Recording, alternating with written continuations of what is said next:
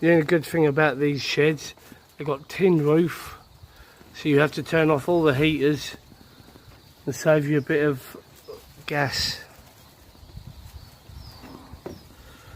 Problem is, you try to keep them cool enough not to put the heaters on.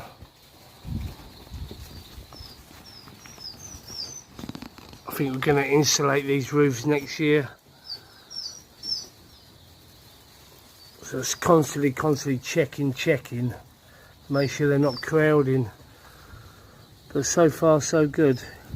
They've only been out of the surround, I don't know, 3 days, something like that. 4 days. Doing quite well, touch wood.